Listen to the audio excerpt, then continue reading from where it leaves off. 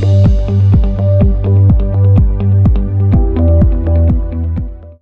panel members for today's discussion are K. Balasubramanian, Vice President and Global Head of Corporate Tax at Wipro Limited. He is a chartered accountant and he carries a significant experience in Indian tax laws and international tax across the many jurisdictions where Wipro Technologies operates worldwide. He is a frequent contributor and speaker on tax technical initiatives with various industry forums. We are also happy to welcome Ashish Aggarwal, the Senior Director and Head of Public Policy at NASSCOM. His focus is to drive the regulation and policy making for the digital economy in manner that improves trust in the technology industry, enables competition and innovation, and promotes ease of doing business. In taxation policy, the focus is towards enabling a predictable regime conducive to innovation and exports. As part of the National Institute of Public Finance and Policy, he led the technical assistance to Indian Ministry of Finance aimed at improving the regulatory architecture around payments. Earlier, as an entrepreneur, he has co-incubated a technology-led social enterprise which enabled low-income workers on a pan-India basis to save for old age. He was part of a team that helped the government design and roll out the national pension scheme.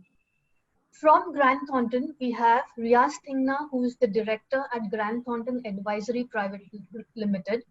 He has more than 30 years of experience in tax advisory, regulatory advisory services, and domestic and international tax matters.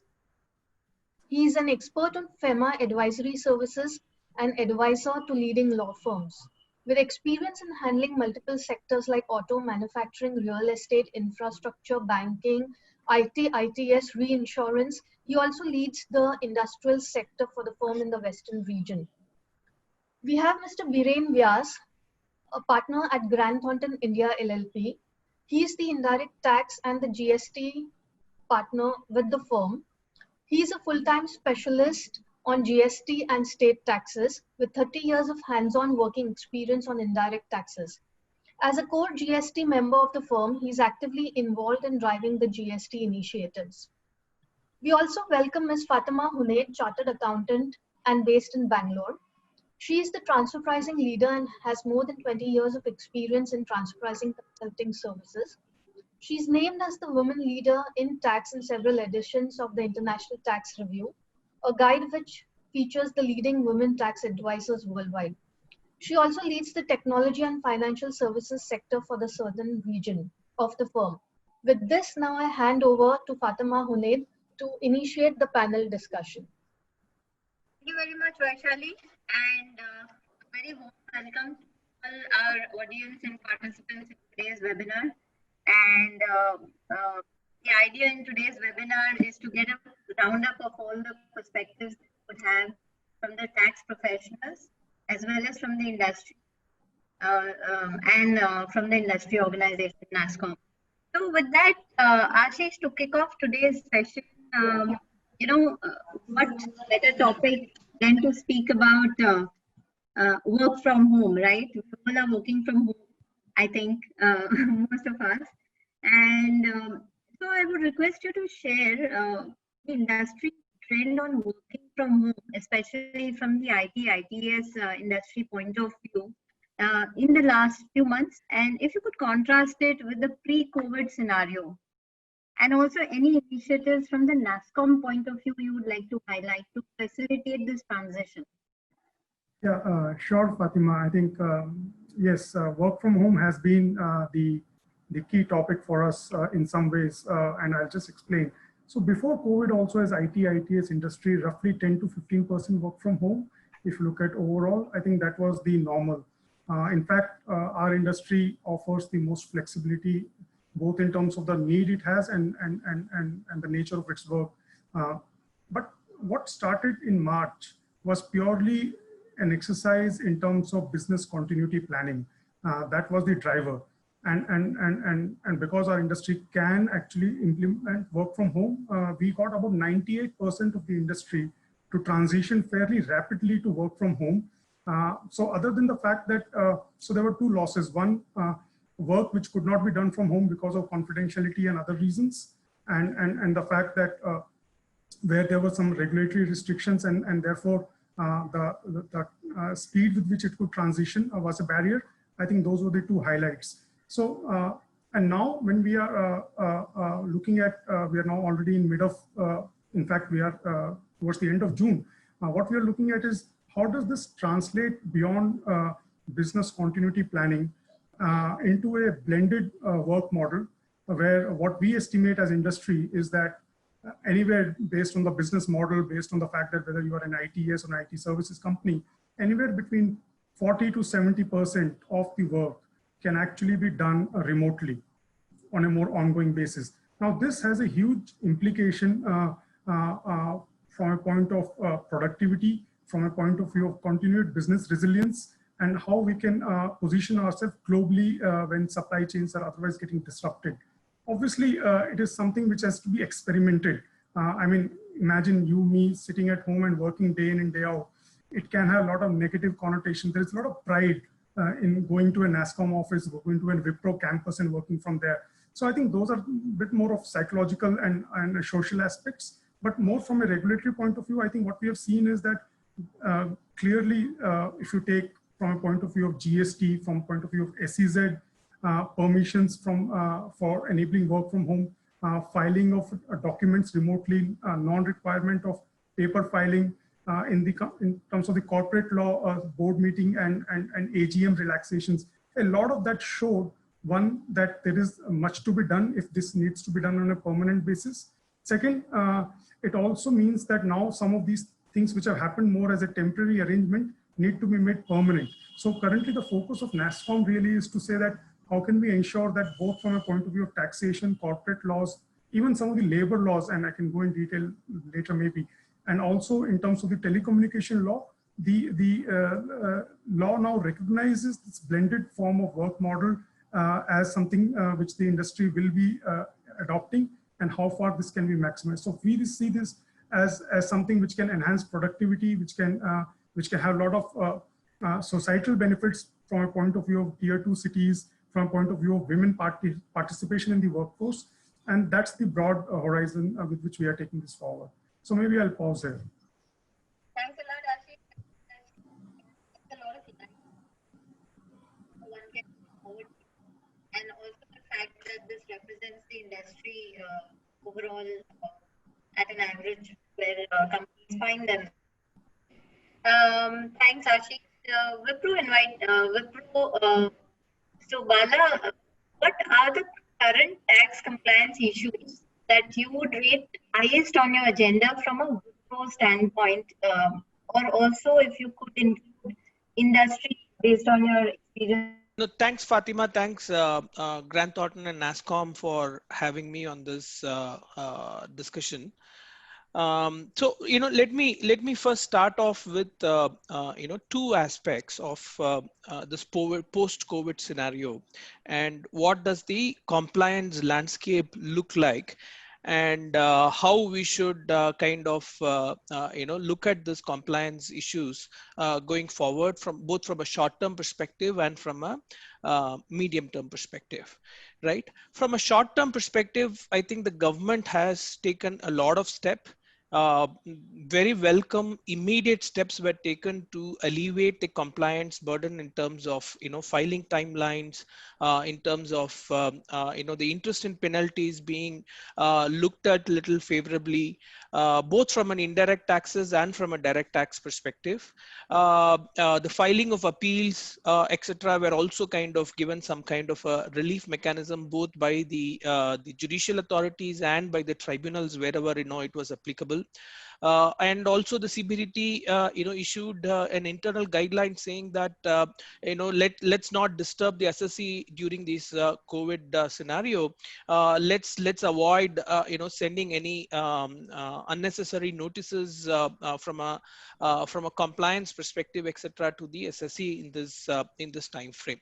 So I think these were well thought out short-term measures, and those came about immediately Of course, NASSCOM was very intimately involved with both the CBDT, the MOC, the Department of Telecommunications, etc., to enable some of these, compliances, the compliance nuances involved in this scenario.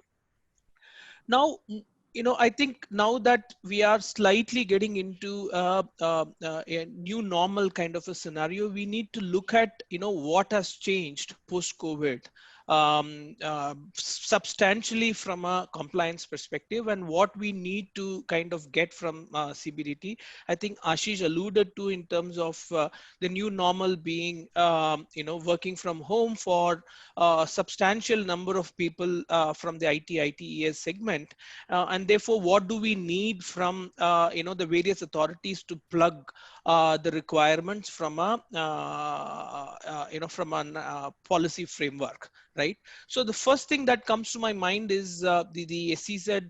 While I think we'll look at what we would get from the Ministry of Commerce in terms of the mother law of the enablement, from a 10AA perspective, the Income Tax Act perspective, I think there's a need to get a clarification that even during this interim period where people are working from home, the work that people did from home would qualify as an export for the purpose of 10AA, because all the clarifications that we got were from the MOC and from the Department of Telecommunication. But we need to work with the CBDT to get a clarification that even from a 10AA perspective, these would be qualifying as exports. While there were other relaxations on the collections, etc., I think the base issue of whether this would qualify as an export should come through, and that should also equally apply to the GST law as well.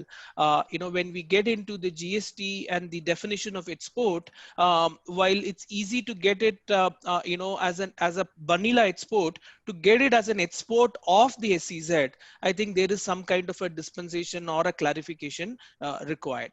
I think this is a larger issue that the industry would face, and we should take up these discussions with the income tax and the GST officials in the medium term when we get this opportunity, and we will work with NASSCOM on this.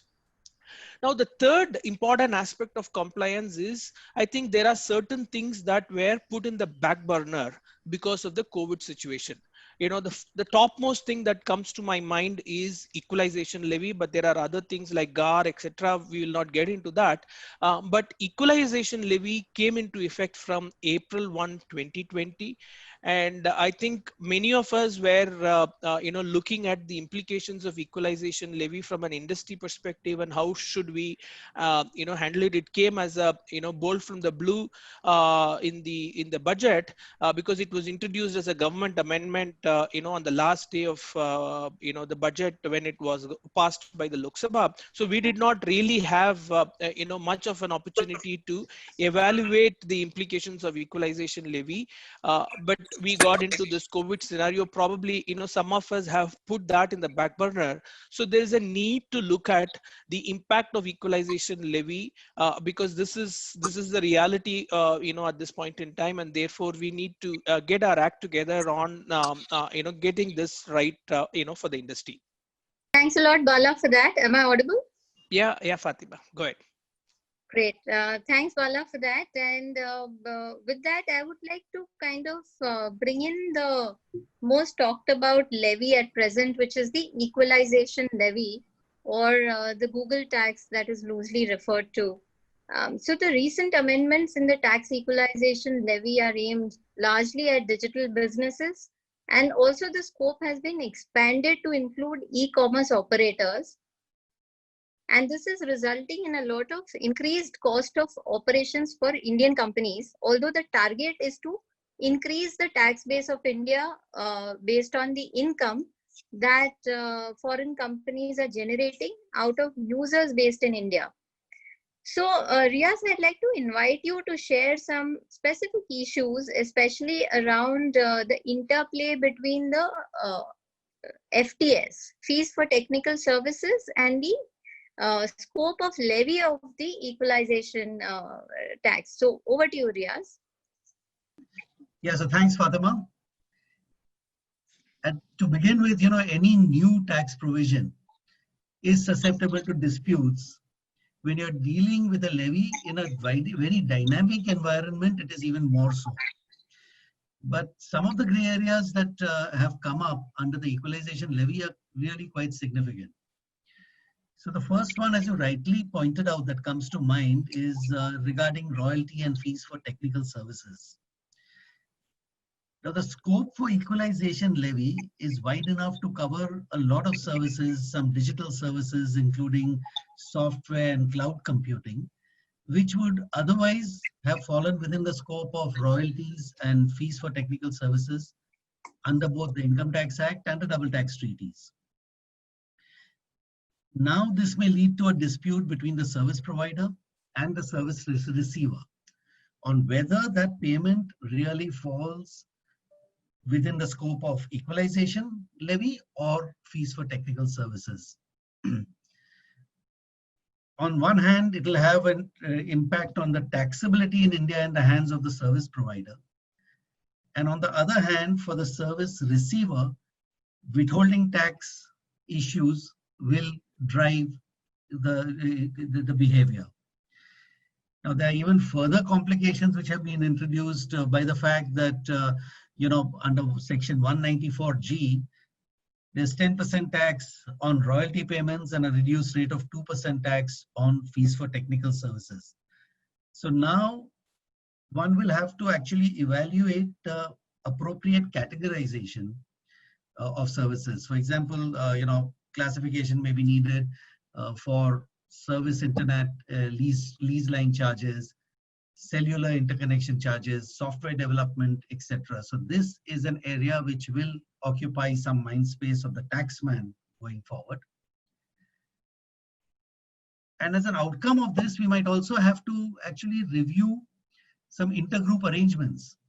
So if you, for example, if you have a situation where a Singapore-based entity purchases a software license, which is going to be used by all the group entities, those group entities would be charged for it, and they would have a platform under which they could download the software. Now, whether these cross charges will also be subject to equalization levy is another area of dispute. There is also another practical issue which has arisen, that in respect of the expansion of the levy on sale of advertisement or data targeting, data collection from a person resident in India. If it is done through an internet protocol address in India, then they would be subject to equalization levy. So now e-companies will be required, they will have an additional burden to put up the necessary infrastructure to place and track the IP of the users and the status of the user, whether he is a resident or a non-resident.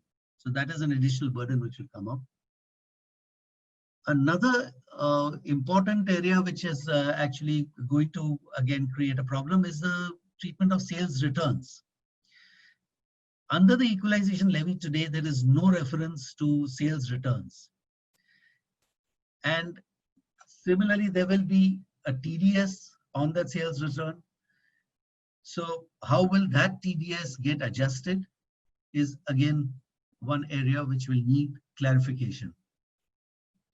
While there are various other issues that come to mind, I'll treat one more important issue in the interest of time, and that would be on what amount will the equalization levy be charged. So if you have online sale of goods and therefore there is a commission or a facilitation fee, will equalization levy be only on the facilitation fee or on the gross amount of the transaction?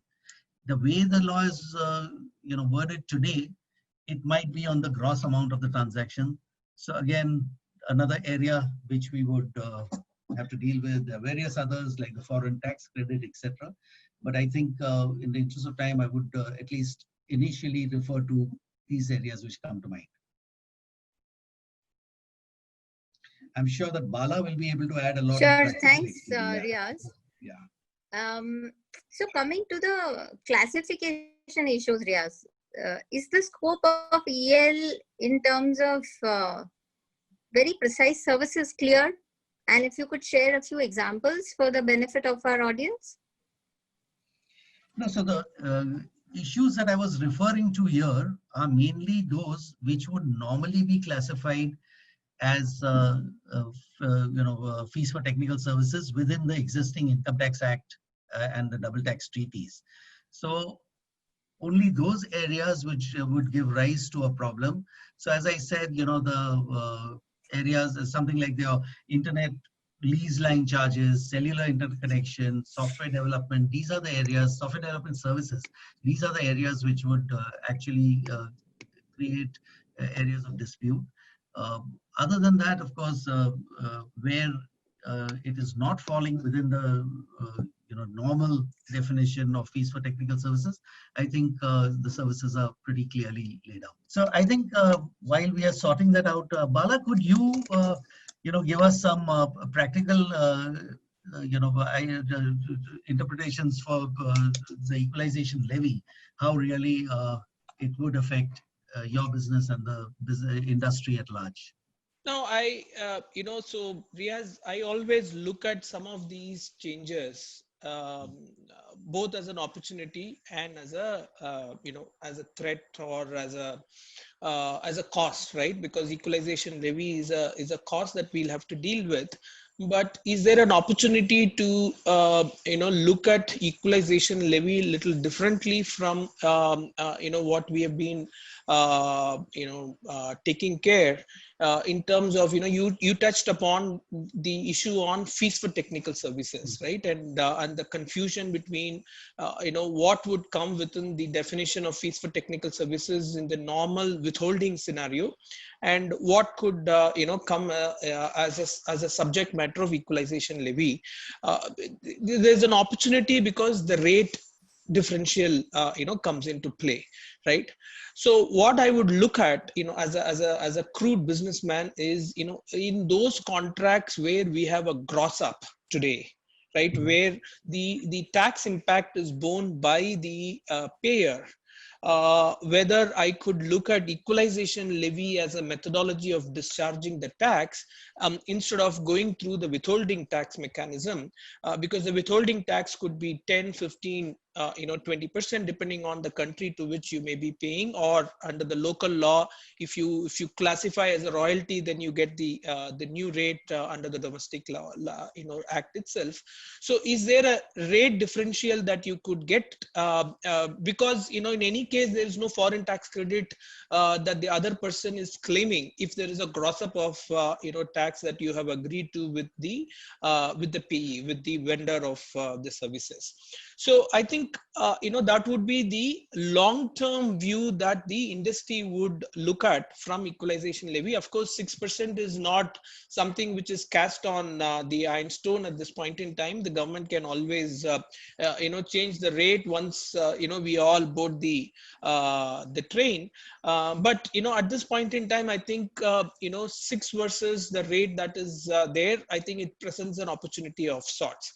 But of course, what you mentioned in terms of the classification, what can get into equalization levy and what will get into withholding tax, because the act is a different act. It's not the Income Tax Act. It's the Finance Act, right? While the administration is given to the income tax officials, but the act itself is a different act, and therefore from that perspective, whether the TDS authorities would take a different view despite you discharging the equalization levy, or taking a view that equalization levy has been discharged and therefore there is no requirement for withholding tax. I think those issues, we will have to kind of get some clarity. We have not had, as I mentioned, we have not had an opportunity of discussion of the mechanics of how the equalization levy would come about. And we are expecting some kind of a discussion with the with the income tax authorities post this COVID scenario, and we would urge them to issue a circular or a detailed FAQ so that we get some clarity on some of the issues that you pointed out, and some of the issues I think we need as an industry clarity from.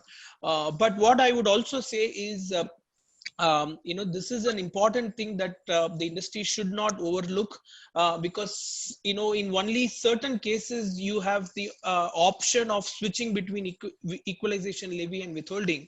On some of the items that you are not subject to withholding tax today, equalization levy is applicable as a substantive levy, and therefore we need to relook at our payments today and classify them into the categories that are applicable, and start discharging the equalization levy, because that's a substantive levy in certain cases, and that we should not miss as an industry. I think that is something that I would like to make it very clear, in this particular discussion.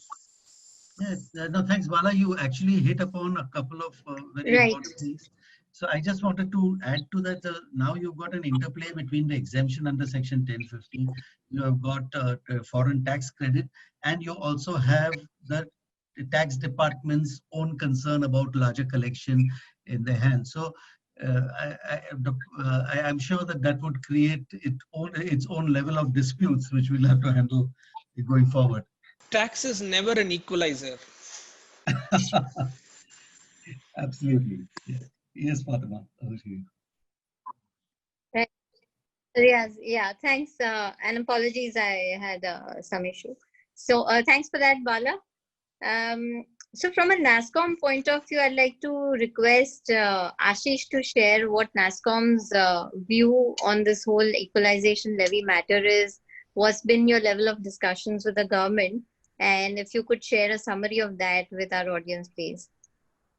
Yeah, sure. I think between Riaz and Bala, they have explained the issues.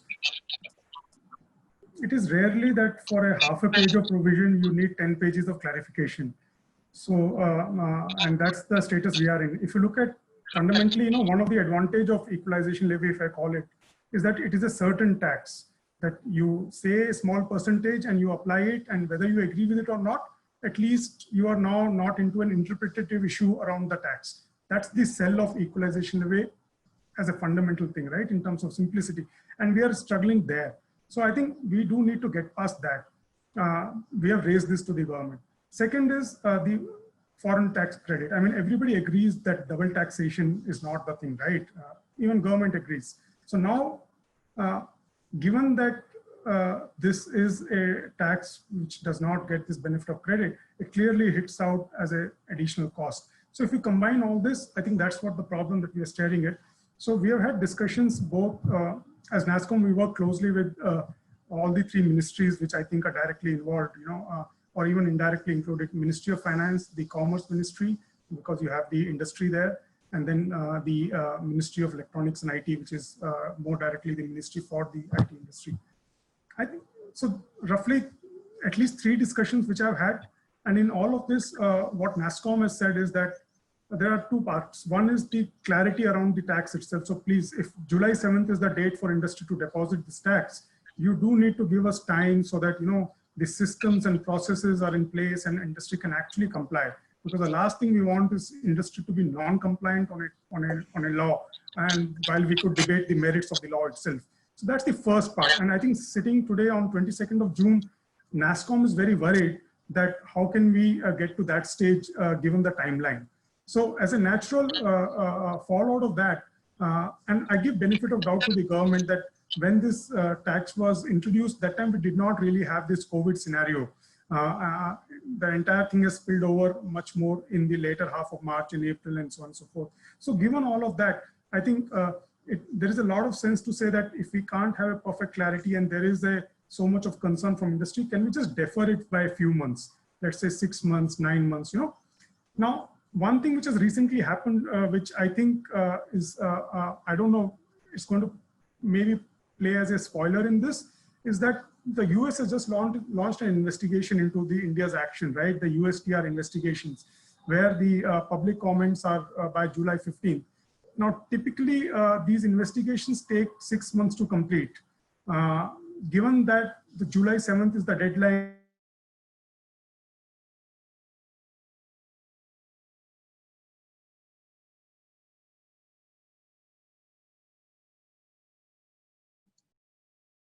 I think we've lost Ashish. Yeah. So we'll just give it a few seconds. Sure.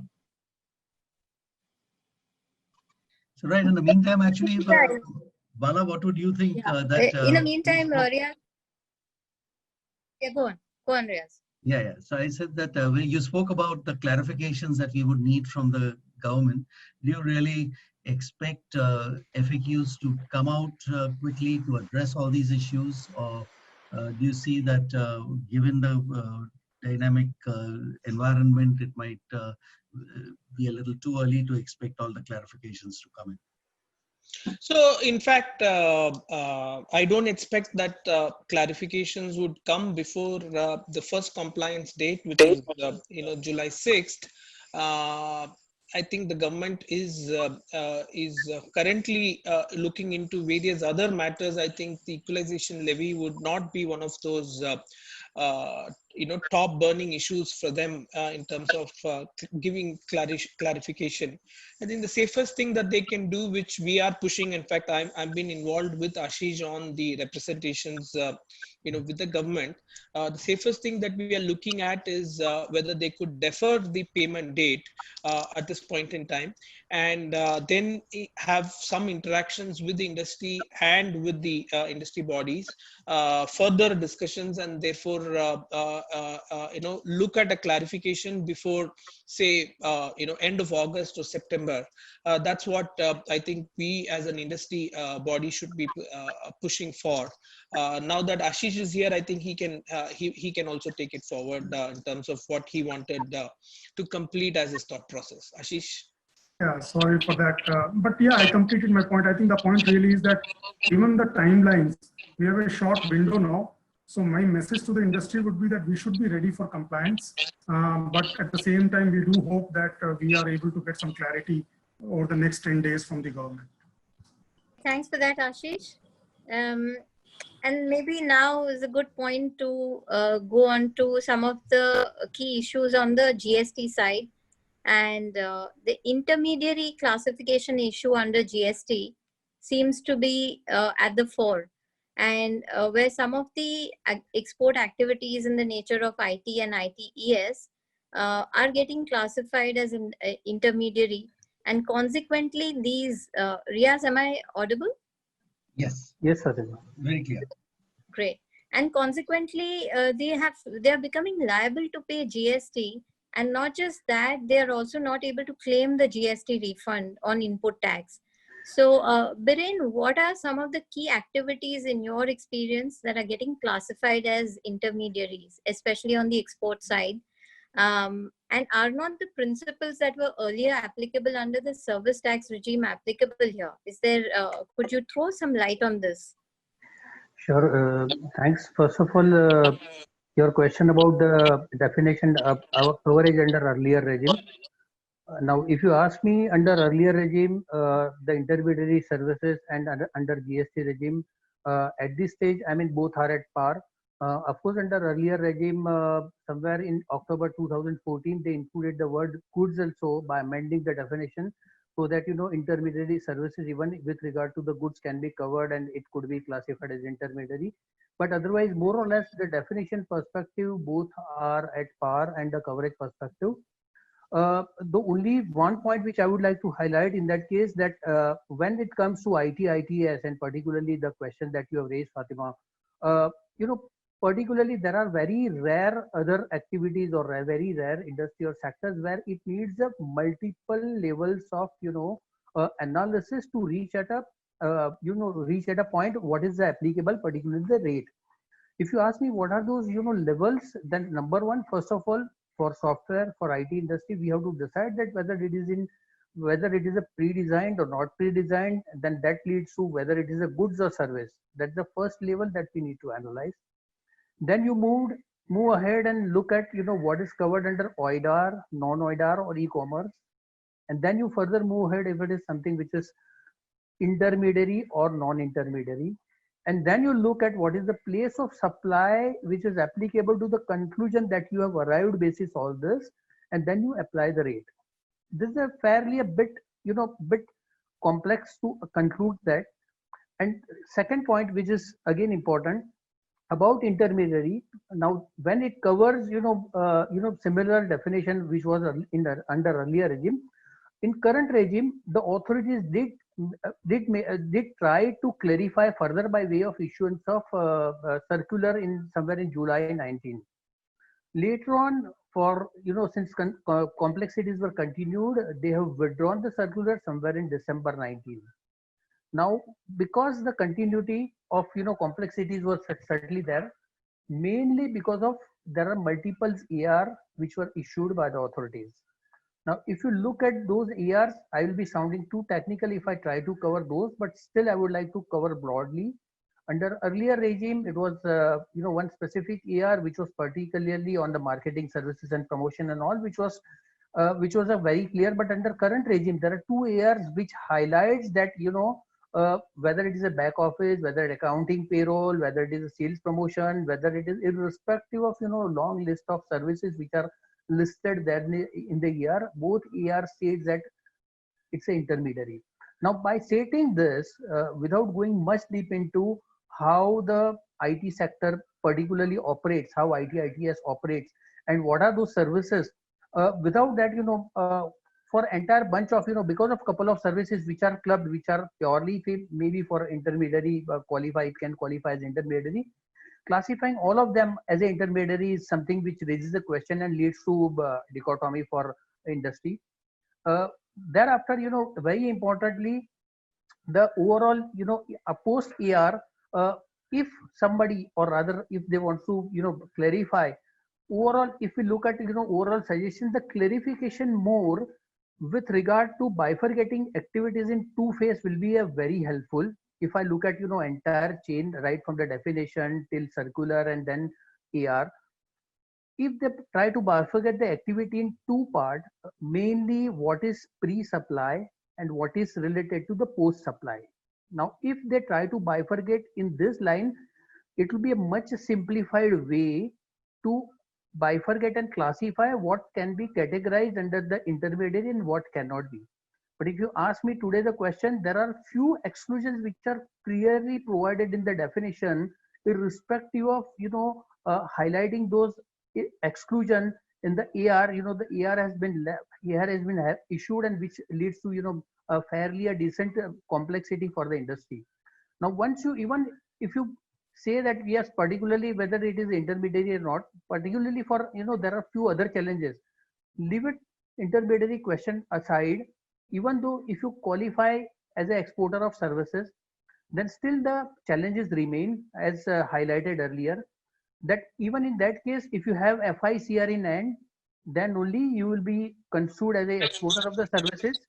Otherwise, if your payment has been received by other way, like maybe a PayPal or a world permit, then the question remains whether the authority will consider this as an export of service and will allow GST refund or not.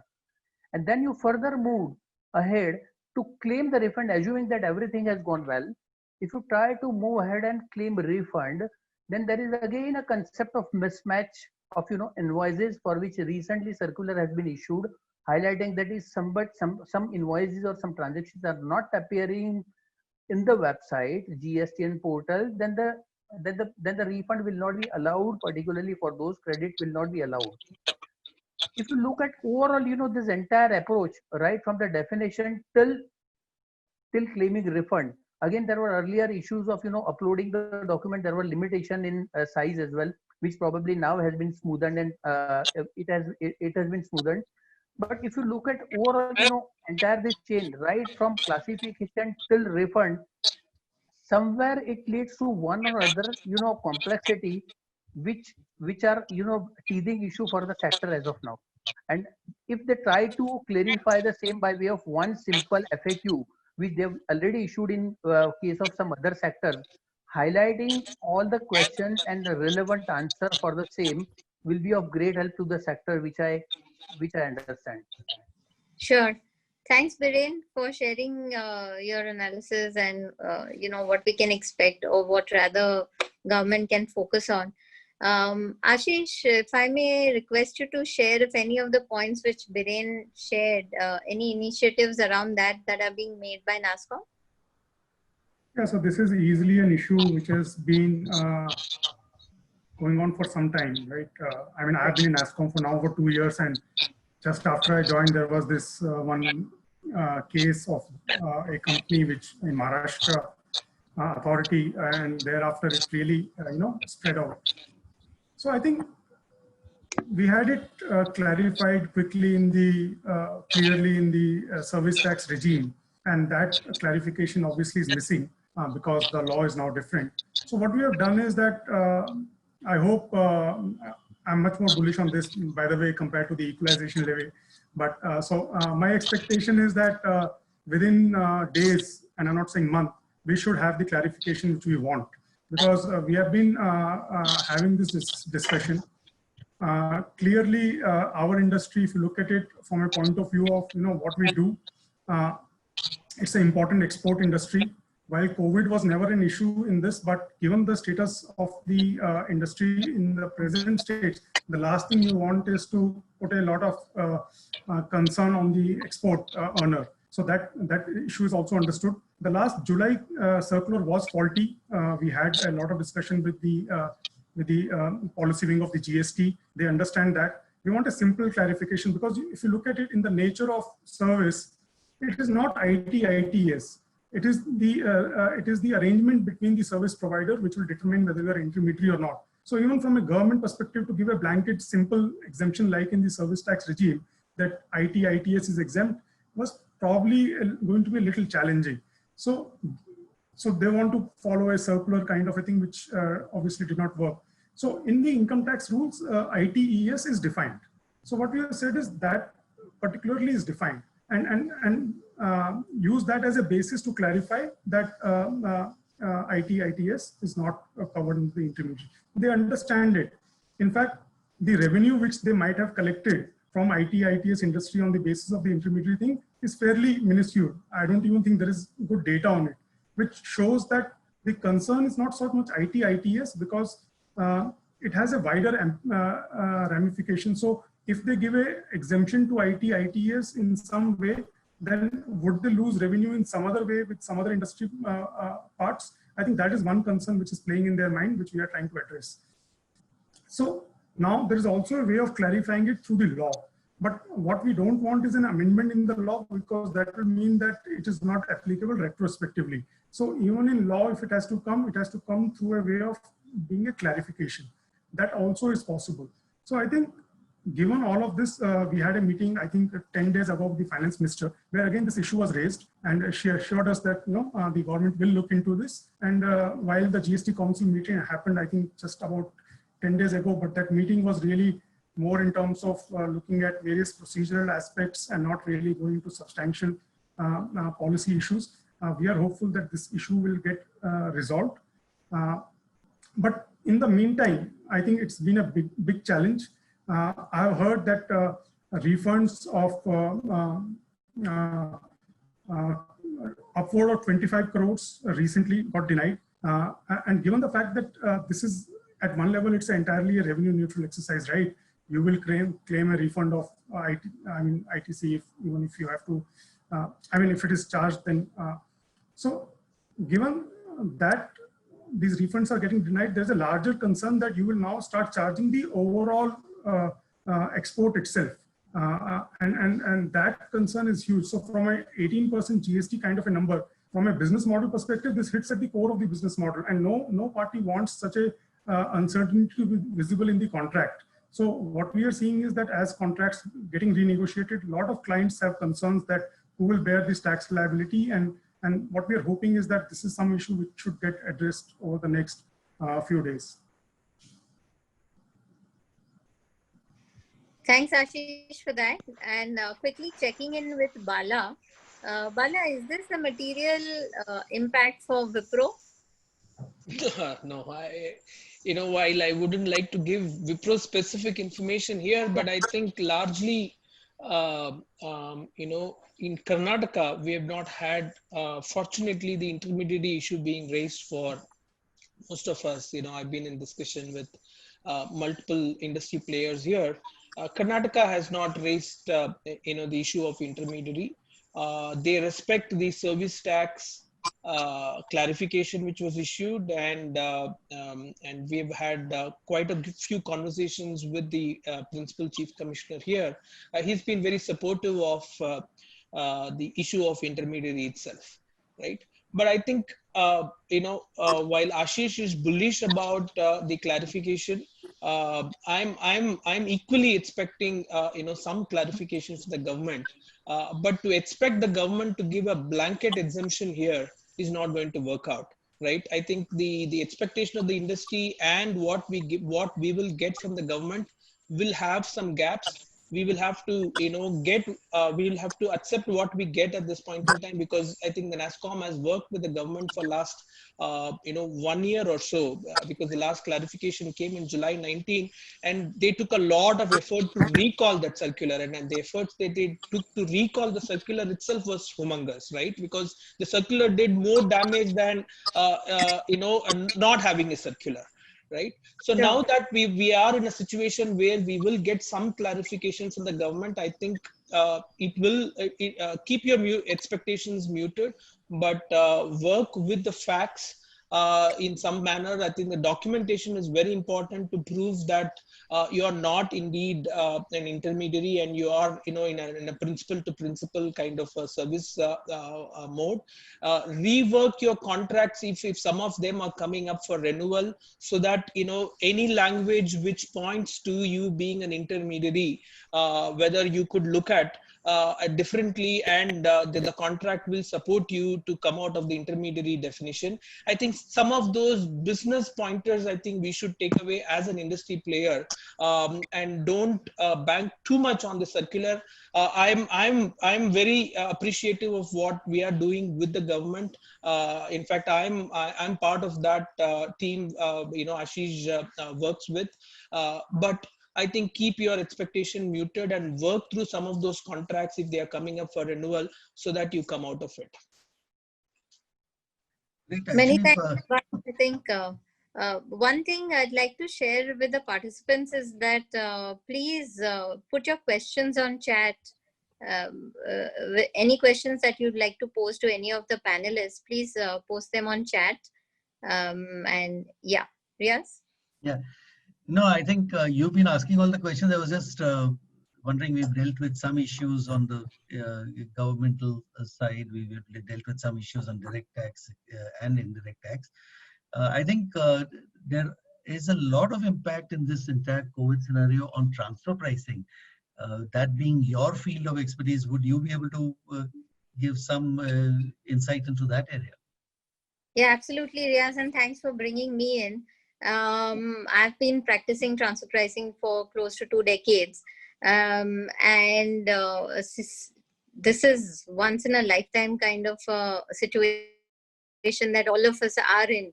And any of the discussions we see, there's a significant disruption of everything around us, not just supply chains, and most importantly, the kind of economic impact the ongoing pandemic is having on businesses. And also, one is not able to, by any stretch of imagination, anticipate how FY21 is going to look like from a financial year point of view. Right now, transfer pricing entirely depends upon publicly available data and the ability to use that data for the purposes of benchmarking. Right now, we are not going to be having that data anytime soon.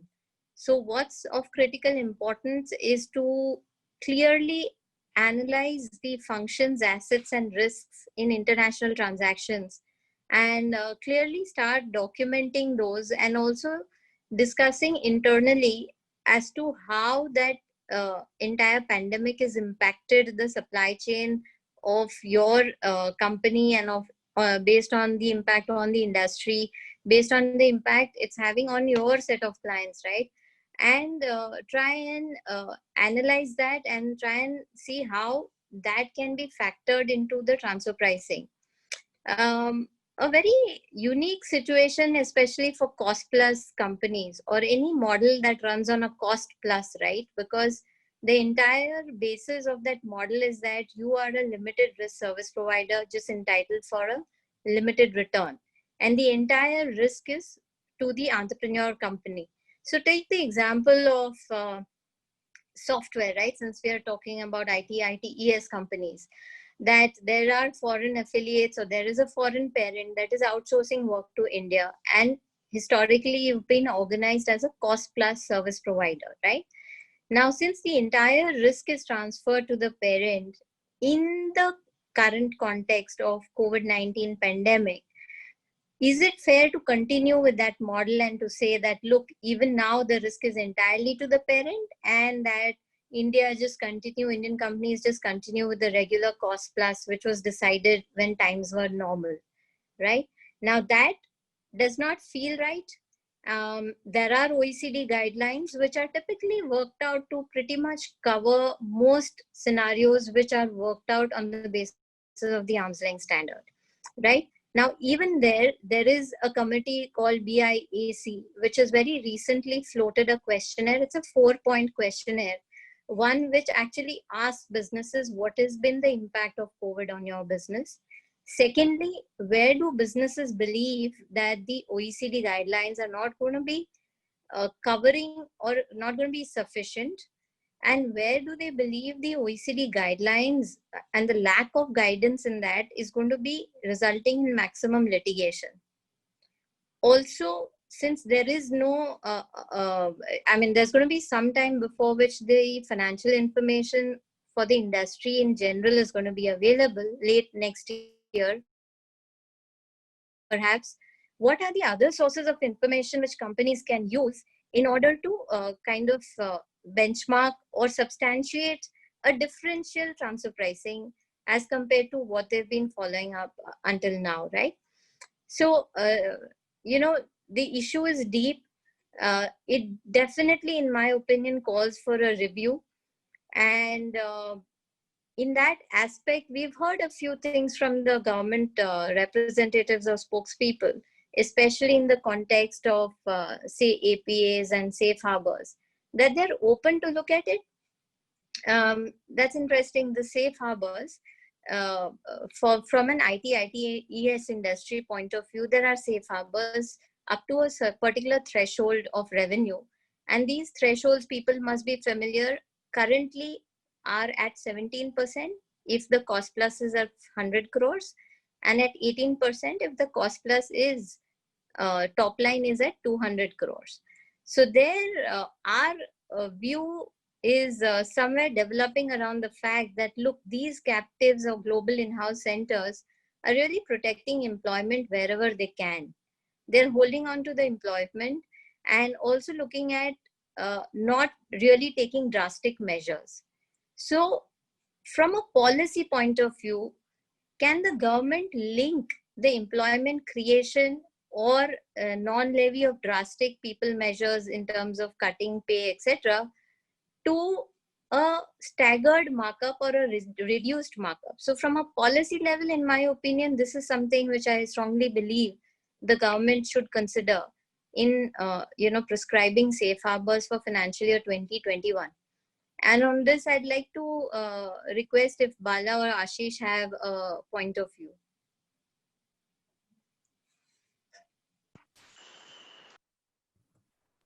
Yeah, so I think as NASSCOM, what we have done is on both the counts of APAs and safe harbor. So for APAs, we have clearly said that there needs to be a guidance on the renegotiation, on the basis for which the renegotiation can happen.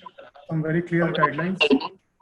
For the safe harbor rules, basically what we have said is that I think the rules for 18-19, after that they have not been notified, right?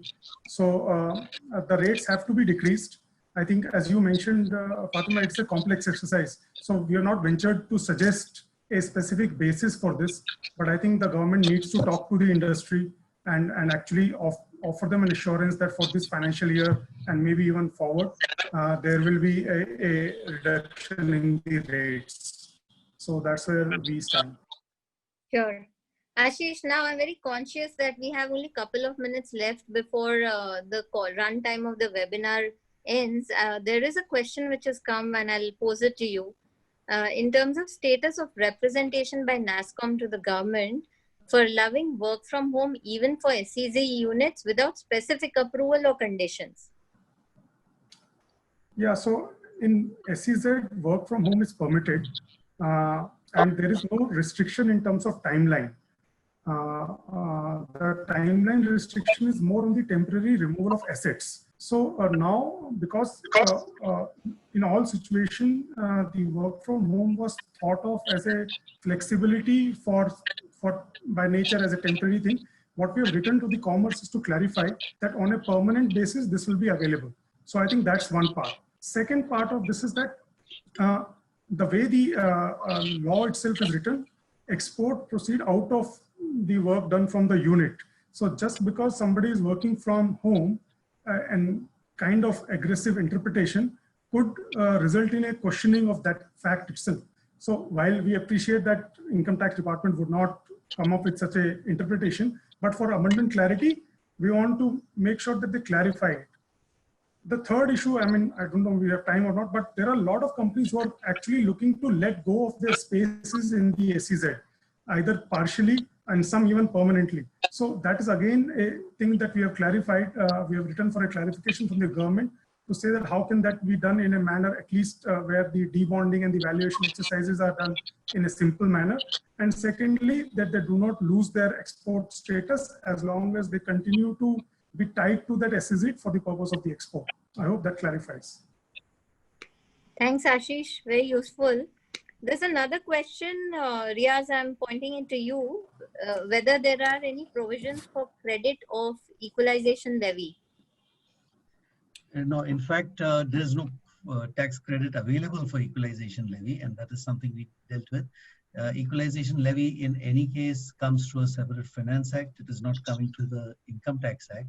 And as such, getting a foreign tax credit would not be possible. Sure, Riaz. Thanks for that. And then there's another question which I would request Bala to answer. Is there any realization of foreign exchange, any relaxation on that? So from RBI, yes, they have relaxed for all the invoices up to July 31st to be realized within 15 months. The normal time is 6 to 9 months. 6 months is what is normal, and based on your status of exporter, it can be 9 months without any approval. Now it is 15 months for all the invoices up to July 31st. Correct, Biren? Yes, very true, very true. Very true. Bala, there's one more question which I'd like to take before we close the session. So the question reads as follows.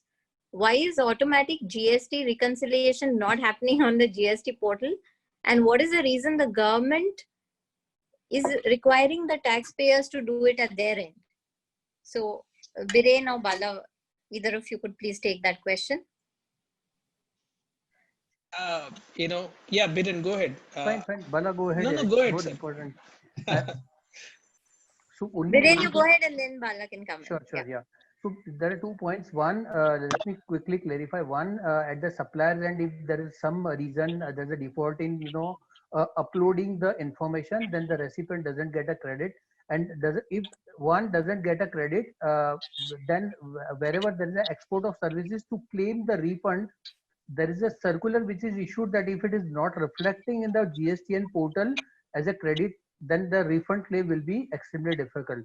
And that's short answer for this. While there are other complexities also that to substantiate export and to claim the refund, you need to follow specific procedural aspects which I'm not covering here. Bala, over to you.